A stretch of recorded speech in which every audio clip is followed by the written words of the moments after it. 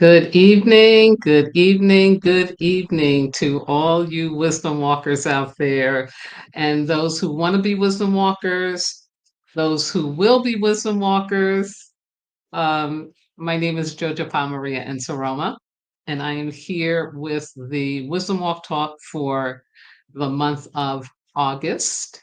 And as always, I'm going to open up my program first with honoring the ancestors. Yes, this is so important to me and to others that I've taught about it.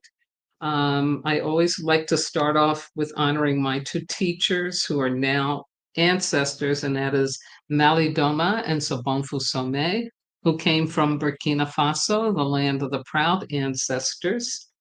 And I ask you to join me in this invocation of giving honor to those who came before us, those whose shoulders we are standing upon. And so you can speak their names aloud or you can whisper them, light a candle if you need to, whatever. But let's call in these ancestors because, oh my goodness, do we need them now more than ever? Yes. Creator, Mother, Father, God, Source, all the one, all that is. May the ancestors hear our prayers. Ancestors, ancestors, ancestors, we call out to you in the middle of the third quarter of 2025 and ask you to enable us to value and understand acceptance and non attachment as our rod and our staff to enable us to value, I'm sorry, for moving through this chaotic, confusing, and painful Earth year. Guide us safely through our personal and collective challenges and enable us to trust that everything is happening for a divine reason, which we cannot yet understand. Grant us the courage to practice negative capability, which is embracing uncertainty and mystery without seeking out facts or reasons. Ancestors continue to guide us, continue to grant us access to our higher timeline where we know that unconditional love is the ultimate reward for our self mastery. Continue to give us the strength and courage to honor this new age and new earth consciousness, daring greatly to live out our new narratives and knowing that these are divinely scripted for ourselves and for our world. And ancestors, most importantly, continue to enable us to move forth from the dark ages of modernity by placing our heads below our hearts, valuing people over profits, and always, always choosing love over fear. Thank you. Thank you.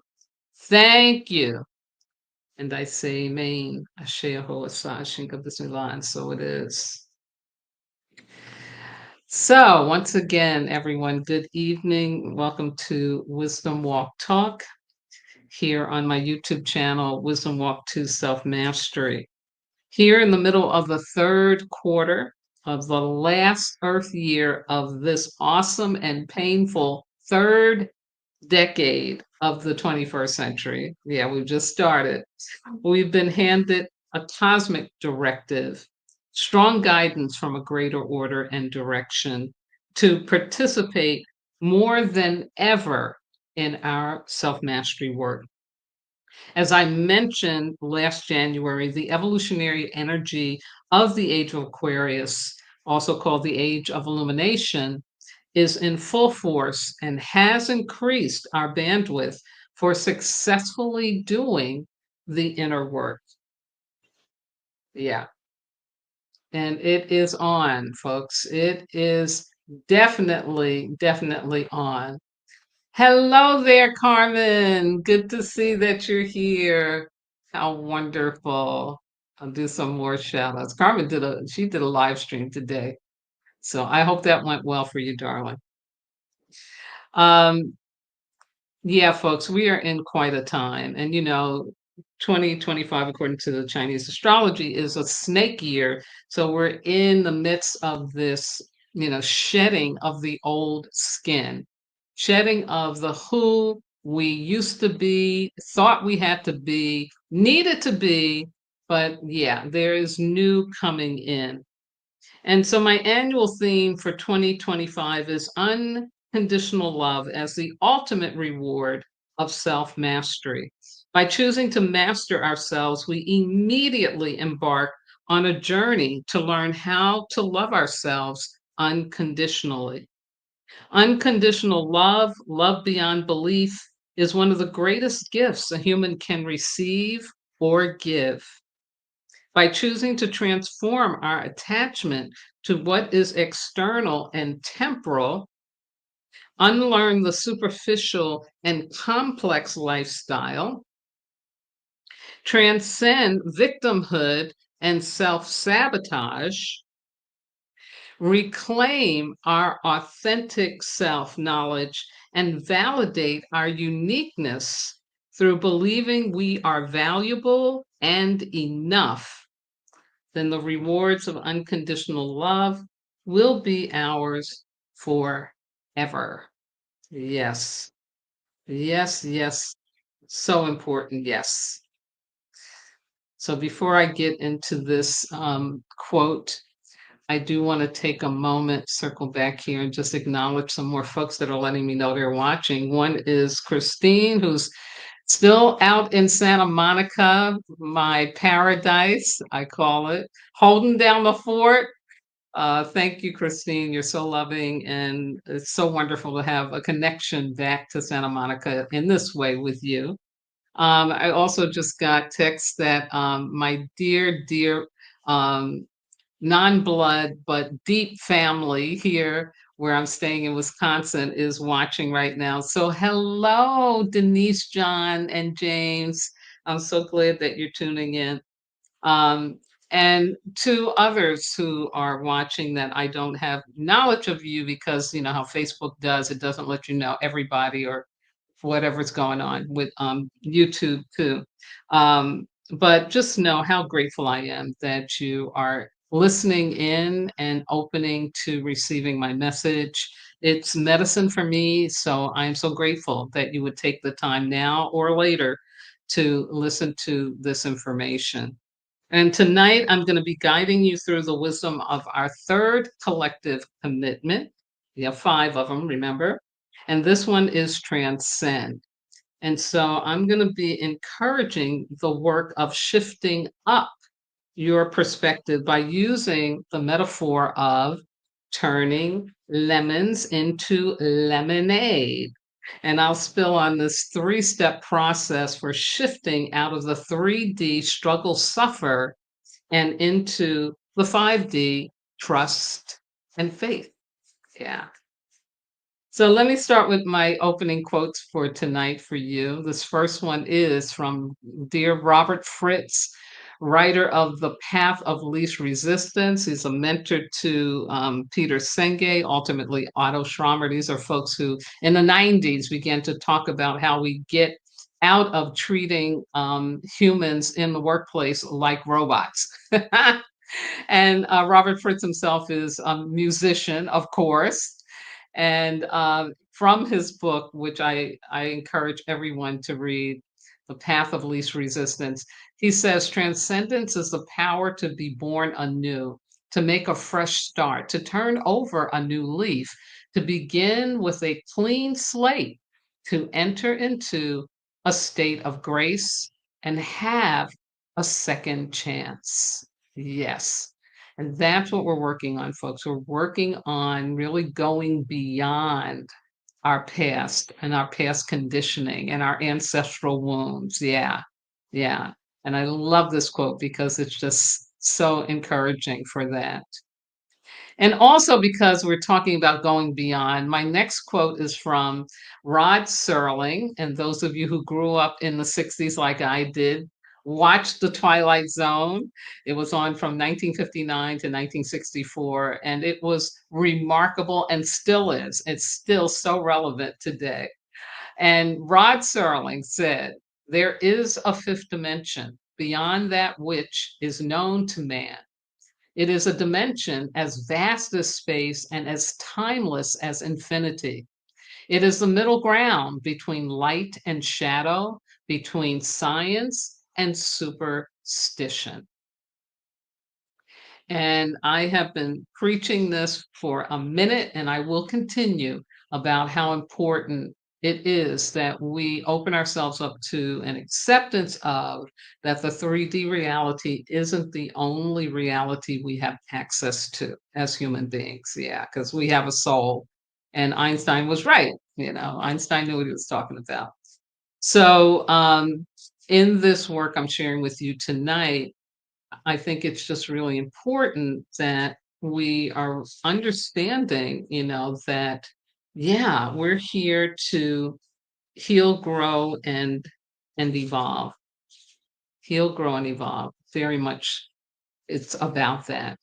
So, transcendence, our third annual collective annual commitment is about by choosing to transcend to that higher timeline, to those higher dimensions where unconditional love overflows, you will escape from victimhood and self-sabotage. The lower timeline of the five senses is not the only reality. And so when life gives you lemon, you can make lemonade. This is such a common adage, a common saying. Um, and it's so wonderful that we have this to use as a metaphor because it's everybody's had a lemon or maybe not, I don't know, but most people have tasted a lemon and it's, like, bitter. Now, there are some people that like lemons, but they kinda differ. But also to have the lemonade, to get the experience how something so bitter can become, sweetened.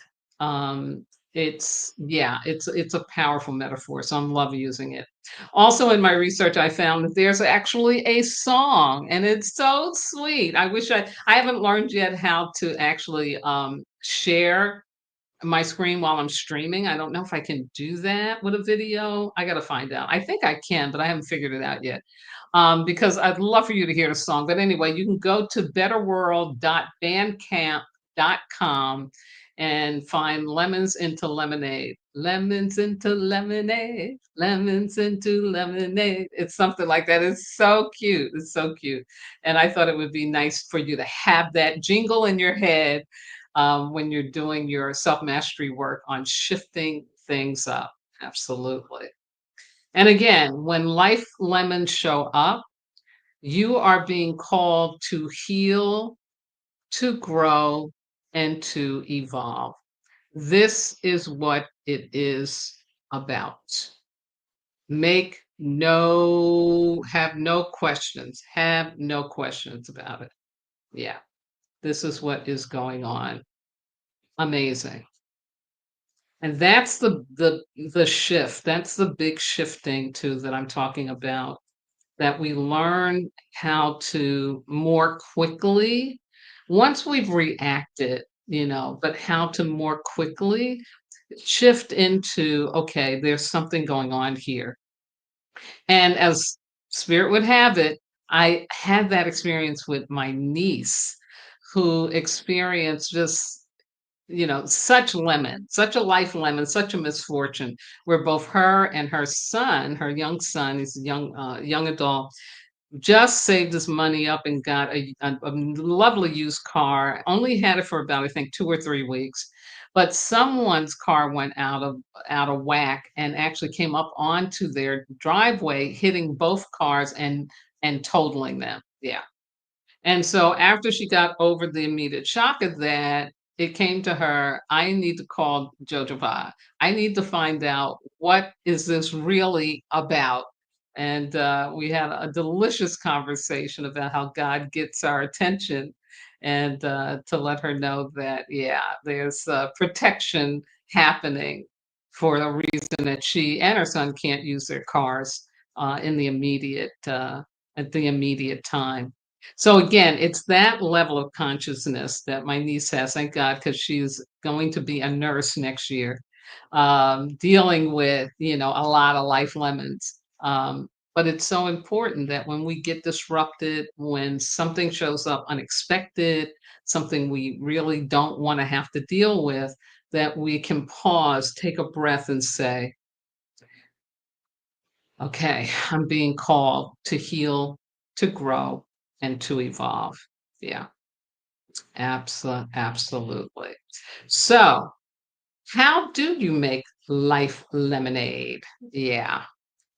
And it's no different from how we make real lemonade. You gotta squeeze, you gotta dilute, and you gotta sweeten. Yeah. So here we go. First, the squeeze. It's a metaphor for choosing to consciously take hold of the trouble, the challenge, to accept it by pressing firmly to release the bitter juice. This is the opposite of ignoring or sedating yourself from the pain of life lemons. This is choosing support from within and outside of yourself, as my niece did yesterday. Next, dilute. The dilution is a metaphor for stepping into your emotional intelligence to process and allow yourself to release the heavy, bitter energy through, yeah, tears, folks, crying, sobbing, etc. Through tears and other forms of emotional releasing, you will be lessening the bitterness and integrating the experience into your psyche to create wisdom. And this is an important message to remind those men out there, okay? Because, guys, I know I've borne witness to it how when you're just little children, you're told, don't cry, toughen up, man up. It's you ain't hurt, ain't nothing wrong with you, you know. And so this dilution phase is really challenging for you, but it's not impossible. And it's so important to let yourselves be emotionally intelligent. And this is to the women too that went through that. And, as young girls, we're told, oh, there's nothing wrong. Don't cry. I'll beat you if you cry, whatever. However, it is that you were told to shut down your emotions. Yeah. This is a hard step, but it is essential because without this, you ain't getting to the sweetening. Yeah, like the bitterness has to be diluted before it can be sweet.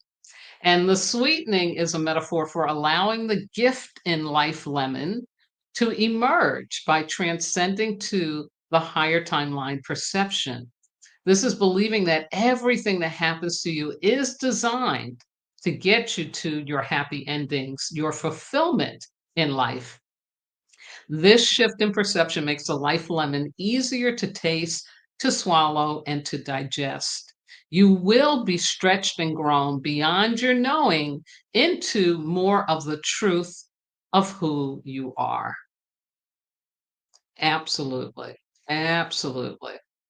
And when I talk about life lemons, um, I think one of the ones that is very universal, something that we all can really relate to, is heartbreak. Yeah. And heartbreak, heartbreak doesn't come just from, a relationship that went sour, a relationship that went bitter. Um, It also comes from anything where there is loss involved in it. Looking at my notes here, again, I said it can be from a relationship, but also from any type of loss, friends, family members, a pet, a job, a home, a car, aging. The loss of your youth can be considered a life lemon. Absolutely. It can also be from betrayal, backstabbing, gossip, identity theft, or any other heartfelt disappointment. Unless we know that we can choose to transcend this bitter pain, we will make the life lemons our repetitive story about our life. Our heartbrokenness will become attached to who we believe that we are. Yeah. And I'm definitely going to do a workshop about heartbrokenness because it's really something else. But I would like to share with you my heartbroken story to give you an example of how this three-step process to going from lemon to lemonade can work. Yeah. So here we go. Here's my story. My story is that I got my heart broken at the age of 28. I think it was 28. Yeah. At the age of 28. And it was a relationship that I thought, "Oh my god, this is the one. This is the one. I'm actually going to get married, have children. It's gonna be wonderful." But it didn't turn out that way. It turned into deep sorrow. Now, it took me 10 years before I had the courage to accept that my heart had been broken. Imagine that. Yeah, it took 10 years. And even though I cried, I had sorrow, within those 10 years, until I really accepted it, until I really took hold of it, started to squeeze, yeah, I hadn't really cried. And the squeeze came about when I was finally able to, begin to notice a pattern.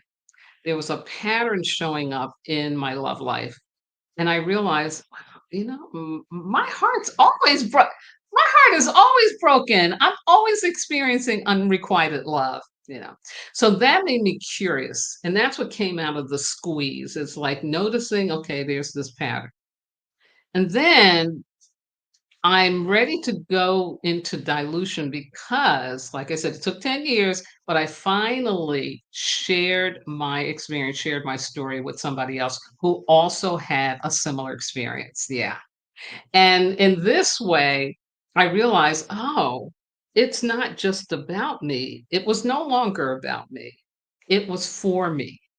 I no longer had to feel like I had done something wrong to experience that. I had to accept that it really happened, and it wasn't because of anything I did or didn't do. I couldn't control it. It happened like bam, life lemon had dropped in. And so when I got to actually really, dilute, begin to really have the tears, to really have the pain of that loss show up, that's when I can take my next steps into, okay, there's something going on here and I got to find out about it. And it all converges when I have some recall. I go into therapy and begin to open up Pandora's box around the fact that, oh, this is your mother's story, and probably the story of other ancestors before her. And so then I realized that my experience of heartbreak, my chronic heartbreak, wasn't something that was just coming from me, that there was some conditioning and some belief systems I was carrying in it. Yeah. And so that led to my ability to really take on getting the treasure in going through that experience or those experiences. Like, what is this really about? Because I was on my way to believing that, yeah, this is all I can ever do is be heartbroken. I will never have requited love in my life. So, as a result of understanding chronic heartbreak as a path to requited love, I learned that what authentic love really is. Yeah. And that it's not attachment. Deepak Chopra, The Path to Love, wonderful. Chapter 5 breaks it down. Um, but I began to experience, oh, okay, this is what codependency is really about. So I uncovered my codependent behaviors and I shifted to interdependence as the foundation for healthy long-term relationships. I also learned that I had to love myself first and unconditionally before my beloved could take a physical form. Yeah. And I also understood, this is a really big one, that intimate relationships, and really any relationship, but especially intimate relationships, are never just about the two people. It's designed for having an impact on the entire families and on the community as well. Yeah. So, in other words, there's a responsibility, a higher timeline responsibility that comes with authentic love. Yeah. So, that's just my one example. I have many more in terms of the lemons in life, like when I couldn't get into school to play piano, when that heartbreak. Um, but of course, I'm bringing you an opportunity to do some work around your life lemons. So, here we go with the personal contribution to collective healing. Choose a life lemon that still has you upset and or disrupted, and on a piece of paper, set an intention to do the squeeze. Set an intention to do dilution. Set an intention to do sweetening. Next, place the paper in an envelope and seal it. Write the date of the day that you're doing it, and then that of 6 months later. Mark your calendar and open the envelope on that 6 month date. Next, then write or digitally document once you've opened that envelope after 6 months what has occurred in your life to support those intentions. Put that along with the intentions into a new envelope, date it in the same manner. Now, if you digitally document, create a digital folder on your computer, on your phone to hold your response. The main thing is that you get access to it again after another 6 months.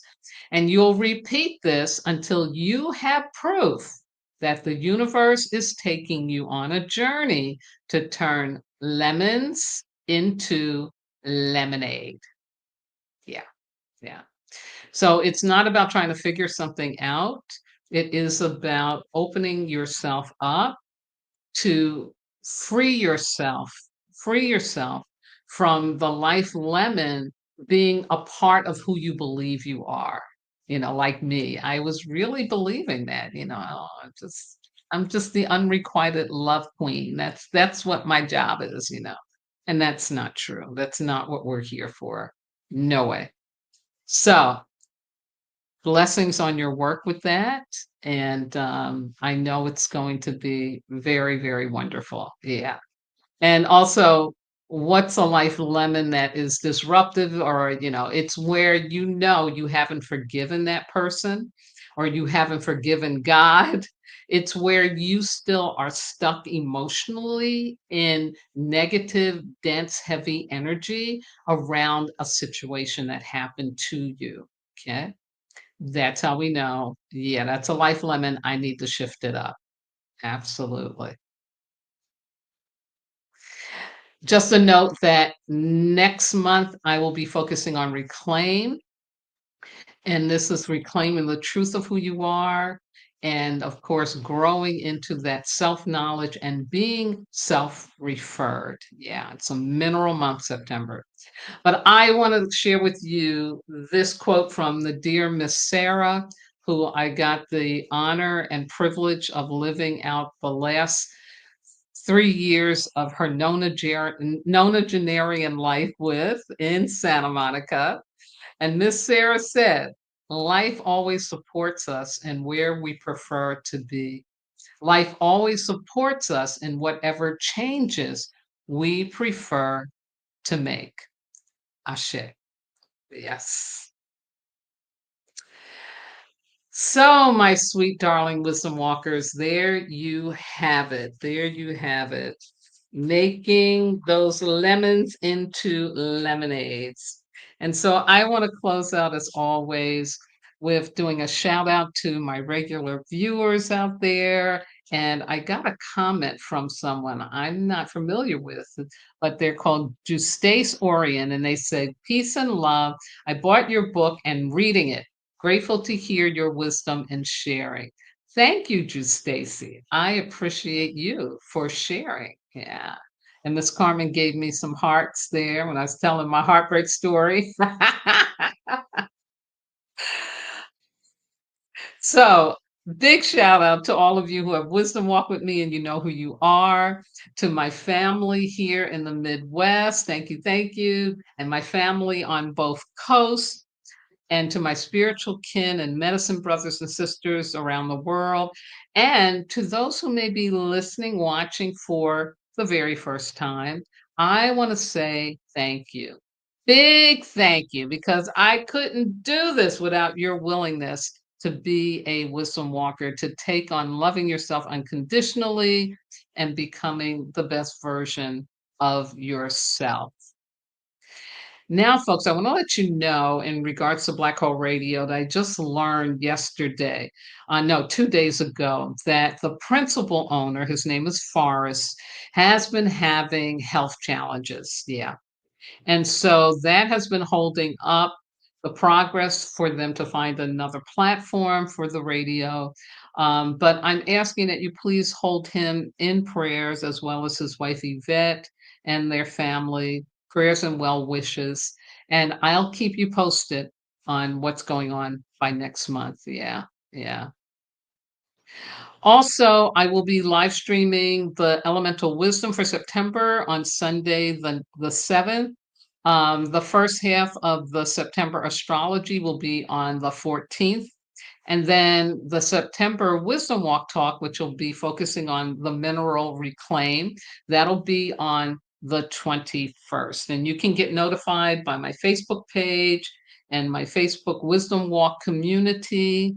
Or if you're subscribed to my YouTube channel, Wisdom Walk to Self Mastery. I also have a website, which I got to do a little bit more with, but the website too is another way that you can get notified about when I'll be live streaming.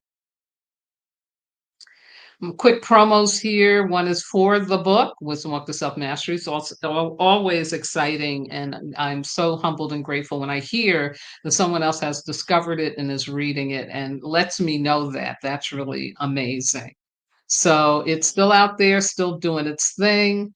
I'm still getting requests coming in. From they're kind of book representatives or something like that, booksellers, whatever. But most of it is they want you to pay them, and but I just keep telling them, no, the book has its own legs. It'll go where it needs to go, to whom it needs to get to, and it doesn't need my help at all. Also, want to do a shout out for my dear friend Juanita Roberson and Amy Houghton's book, The Inner Ground Railroad, also uses the Dagger medicine wheel to take you on a 40-day journey, remembering soul and spirit and healing ancestral wounds. And then my dear friend, Queen Reverend Adara, and her Heart for Healing service that's open on a Zoom the first and third Wednesdays of every month. It is free, and she also now has a YouTube channel. It's Spirit is My Life. But you can also go to her website to get that information.